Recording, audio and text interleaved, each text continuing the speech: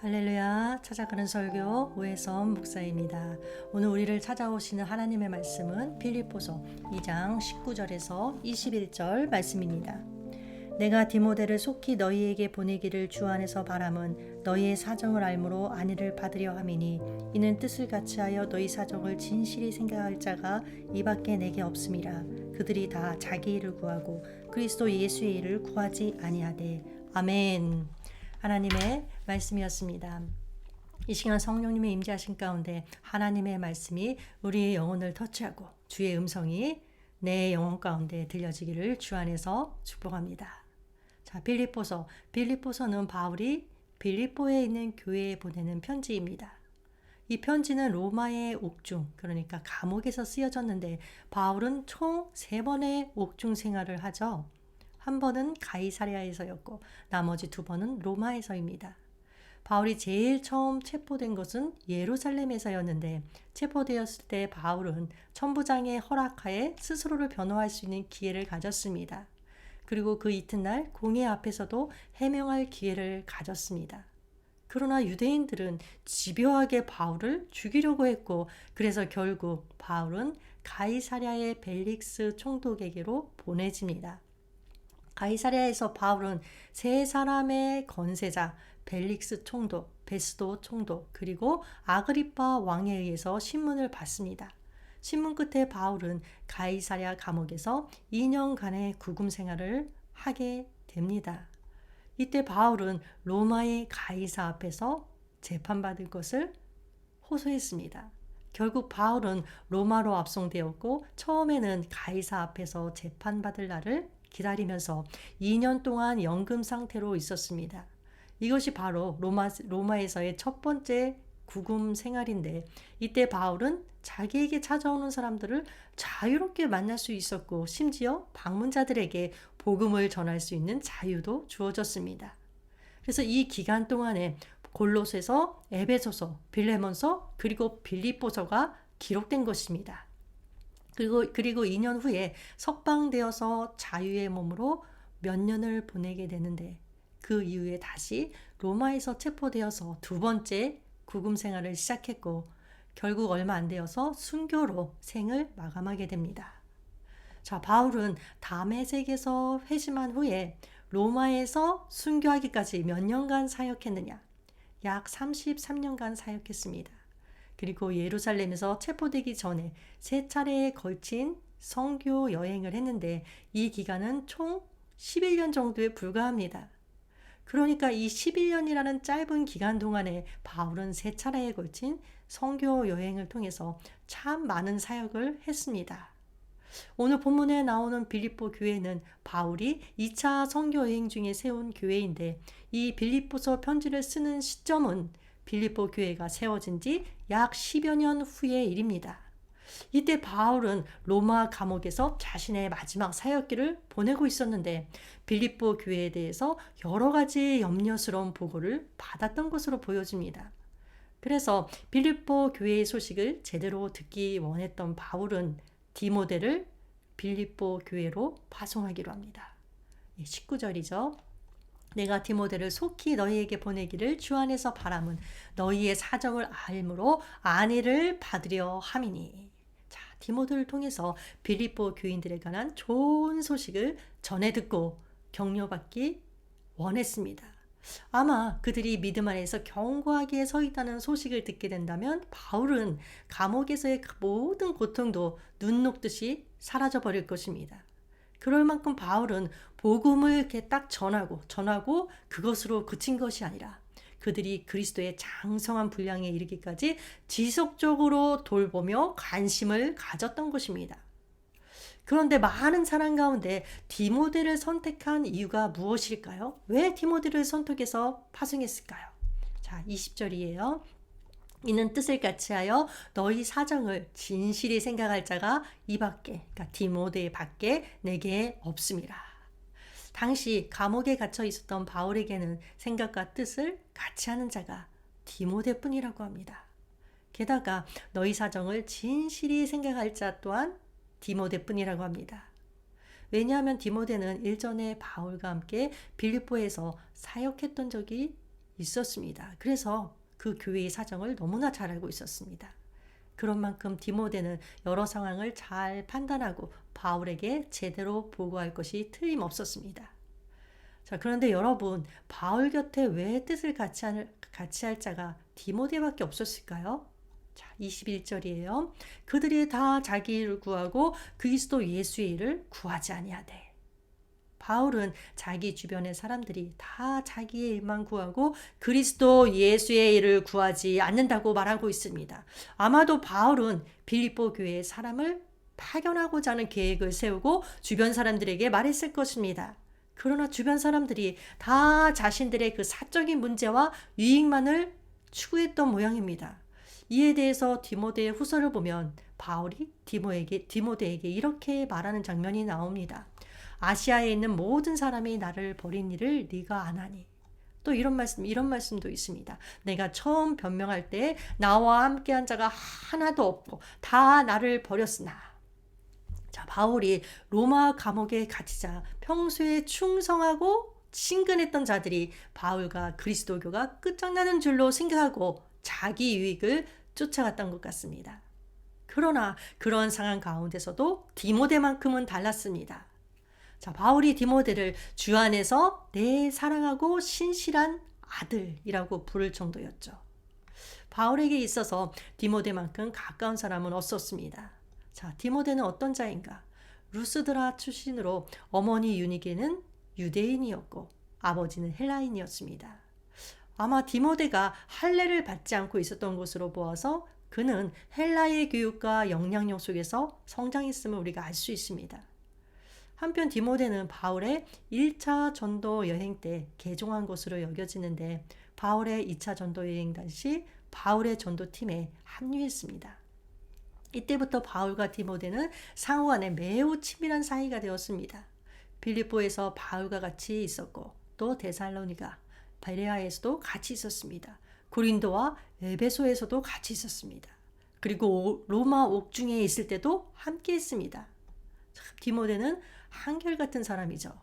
이렇듯 디모데가 바울에게 있어서 크게 사용된 것은 그가 바울의 마음을 아는 사람이었기 때문입니다. 또 그는 바울이 보내는 곳은 어디라도 기꺼이 갈 수 있는 사람이었습니다. 그리고 그러한 디모데가 복음을 전파할 때 어떤 일이 일어났느냐, 마치 바울 자신이 직접 복음을 전하는 것처럼 그 디모데가 전하는 복음의 말씀이 지장 없이 확장되어 전파되었습니다. 그런 디모데를 바울은 빌립보 교회에 보내기로 한 것입니다. 자, 그런데 21절 한번 다시 볼까요? 그들이 다 자기 일을 구하고 그리스도 예수의 일을 구하지 아니하되. 자, 그렇다면 어떻게 하는 것이 그리스도의 일을 구하는 것일까요? 자, 먼저 첫 번째, 그리스도와 함께 고난을 당하는 성도가 되어야 합니다. 예수님께서 말씀하시기를 아무든지 나를 따라오려거든 자기를 부인하고 자기 십자가를 지고 나를 쫓을 것이니라. 자, 여러분, 그리스도를 믿음으로 범사에 잘 되는 축복을 바라는 사람은 참으로 많습니다. 잘 믿는다고 하는 사람일수록 그 잘 될 거라는 그 믿음에 대한 고집도 아주 세고 완고해서 자기 생각만이 옳다고 여깁니다. 남의 말을 들으려고 하지 않습니다. 주님께는 주님의 말씀을 청종하고 그 말씀을 따라가려 하기보다는 되려 예수님 보고 나를 따라오라고 합니다. 자, 그리스도를 위해서 희생하고 봉사하려고 하지 않는 거죠. 오직 자신만이 세상적으로 잘 되고 형통하는 것에만 관심이 쏠려 있습니다. 그러면서도 또 자신이 잘 돼야 세상 사람들이 그것을 보고 하나님께 영광이 된다고 말합니다. 어쩌면 그렇게 말씀을 날마다 묵상하면서도 성경의 가치관으로 바뀌지 않고 여전히 세상의 가치관을 그대로 고수하고 있는지 모르겠습니다. 그러니까 믿음 따로, 삶 따로. 자, 그러나 그리스도께 자신을 드리고 희생하고 봉사하는 성도가 진정 그리스도의 일을 구하는 자입니다. 두 번째, 자기 이익보다 타인의 유익을 구하는 성도가 되어야 합니다. 바울은 말합니다. 나와 같이 모든 일에 모든 사람을 기쁘게 하여 나의 유익을 구하지 아니하고 많은 사람의 유익을 구하여 저희로 구원을 얻게 하라. 자, 오늘날 자기의 이익을 위하여 그리스도를 믿는 사람은 허다합니다. 많습니다. 기도의 내용만 봐도 잘 알 수 있습니다. 오직 자기 자신, 자기 가족이 잘 되기만을 위해서 기도합니다. 하나님 나라가 이 세상에 확장되어 가는 일, 믿는 자들이 더 늘어나는 일에는 별로 관심이 없습니다. 나의 유익보다 남의 유익을 더한다는 것은 그렇다면 결국 무엇을 말하는 것인가? 남을 섬기고 봉사함으로 그들이 구원받는 자가 되도록 하기 위함입니다. 그런데 남의 유익을 위해 내가 섬기고 희생하는 것을 꺼려합니다. 손해보는 일로 여깁니다. 그러나 여러분 기억하세요. 타인의 유익을 위해서 일하는 성도가 진정 그리스도의 일을 구하는 성도라는 것입니다. 세 번째, 다른 사람의 형편과 처지를 돌아볼 줄 아는 성도가 되어야 합니다. 바울은 말합니다. 4절에서 각각 자기 일을 돌아볼 뿐더러 또한 각각 다른 사람들의 일을 돌아보아 나의 기쁨을 충만케 하라. 자, 이웃의 형편과 처지에 관심을 가지고 돌아보고 보살피는 일이 바로 그리스도의 일을 구하는 것입니다. 현대인들은 개인적인 이기주의로 행합니다. 이런 풍조가 교회까지 물들이고 있습니다. 그러나 여러분, 그리스도의 일을 구한다는 것은 무엇일까요? 흔히 교회에서 행하는 모든 예배와 활동에 참여하는 것, 헌금 생활 잘하는 것, 이런 종교적 의무를 잘 행하는 것을 떠올릴지도 모르겠습니다. 물론 틀리지는 않습니다. 맞습니다. 그러나 이것이 절대적인 기준은 아니라는 거죠.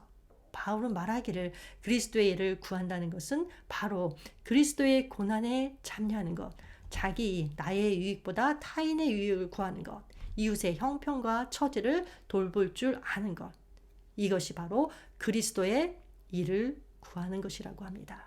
왜일까요? 우리들이 교회에서 행하는 그 모든 것은 교회 안에 갇혀 있는 것이지 세상 밖으로 나가는 것이 아니기 때문에 그렇습니다. 바울이 말하는 것들, 타인의 유익을 구한다거나 이웃을 돌보는 것, 그런 것들을 통해서 세상에 복음이 전해지는 것이기 때문입니다. 우리 성도들은 누구입니까? 그리스도께서 세상에 파송하신 그리스도의 사신이고 그리고 증인입니다. 그러므로 그리스도의 고난에 참여해서 타인의 유익을 구하고 이웃을 돌봄으로 복음이 그들에게 들어가게 해야 합니다. 그렇다면 우리가 전해야 할 궁극적인 복음의 소식은 무엇일까요? 첫 번째, 그리스도께서 우리 죄인들을 위하여 십자가에 못 박혔다는 진리가 확실한 소식입니다. 이 소식은 꾸며낸 이야기나 전설이 아닙니다. 인류의 역사 안에서 일어난 확실한 일입니다. 성도들은 그러한 그리스도의 대속의 은혜를 이웃에게 전해야 합니다. 자, 두 번째, 그리스도의 사랑이 확실한 소식입니다. 보라, 아버지께서 어떠한 사랑을 우리에게 베푸사 하나님의 자녀라 일컬음을 받게 하셨는가. 어떠한 사랑. 얼핏 보면 단순한 말 같지만 그러나 원어를 보면 절대 단순한 말이 아닙니다. 이 어떠한이란 단어는 어떨 때 사용하는 단어냐? 뭐라고 말로 표현할 수 없는 일에 대해서 놀라움과 경탄을 표현할 때 사용하는 단어라고 합니다. 그러니까 아무런 자격이 없는 우리를 자녀로 삼아주신 하나님의 놀라우신 사랑, 그 사랑을 다 담아낼 수 있는 마땅한 그 말이 없어서 어떠한 사랑이라고 표현한 것입니다. 보라, 아버지께서 어떠한 사랑을 베푸사. 그런데 여기에서 베푸사라는 말도 원문의 뜻을 보면 참으로 놀랐습니다. 우리 말로는 특별한 의미를 담고 있지 않지만 원어에서 이 단어 베푸사라는 이 단어는 하늘에서 비가 억수같이 쏟아져 내리는 것과 같다는 의미를 담고 있습니다. 그러니까 폭우와 같은 하나님의 사랑이 우리에게 쏟아 부어졌다는 것입니다. 진정한 사랑이 없는 이 세상에 죄인을 위해서 자기 몸을 버리신 그 쏟아져 내리는 폭우와 같은 사랑, 지금 우리가 얻고 있고 그리고 누리고 있는 사랑입니다. 우리는 그 사랑을 이웃에게 전해야 합니다. 사랑에 목말라 있는 이웃들에게 그리스도의 사랑을 전해주므로 그들이 기쁨을 얻게 해야 합니다. 세 번째, 그리스도의 재림과 영원한 심판이 확실한 소식입니다. 사람들은 이 세상과 역사가 영원히 지속될 줄로 알고 있습니다. 그리고 죽으면 그만이라고 생각합니다. 그러나 그렇지 않기 때문에 우리 성도들은 어떻게 해야 합니까? 그리스도께서 재림하셔서 영원한 심판을 하신다는 소식을 전해야 합니다. 끝으로 믿는 자는 영원한 생명을 얻게 된다는 소식을 전해야 합니다. 하나님이 이 세상을 이처럼 사랑하사 독생자를 주셨으니 이는 저를 믿는 자마다 멸망치 않고 영생을 얻게 하려 하심이니라. 자, 믿는 자는 멸망하지 않고 영생을 얻는다는 소식은 가장 확실한, 우리가 전해야 할 가장 확실한 소식입니다. 영생이란 무엇입니까? 하나님의 자녀가 되는 것입니다. 천국에 가는 것입니다. 그렇다면 멸망은 뭘까요? 여기서 말하는 멸망이란 썩어서 없어지는 것, 그런 간단한 것, 가벼운 것을 말하는 게 아닙니다. 영원한 형벌, 지옥을 말합니다. 이 지옥이 얼마나 끔찍한지 하나님께서는 단 한 사람도 멸망하지 않기를 원하세요. 한 사람도 지옥 가지 않는 것이 우리 하나님의 소원입니다. 우리들은 이미 그리스도와 그 십자가 복음진리를 믿음으로 영생을 맛보고 있습니다. 그러므로 이웃들에게 이 소식을 반드시 전해야 합니다. 그리스도의 십자가의 대속의 은혜, 그리스도의 사랑, 그리고 그리스도의 재림과 심판, 또 믿는 자는 영생 구원을 얻는다는 이 진리는 그야말로 우리가 전해야 할 반드시 전해야 할 확실한 소식입니다. 이 소식들을 이웃에게 전하는 그리스도의 사신과 증인들이 되시기를 주 안에서 축복합니다. 기도하겠습니다.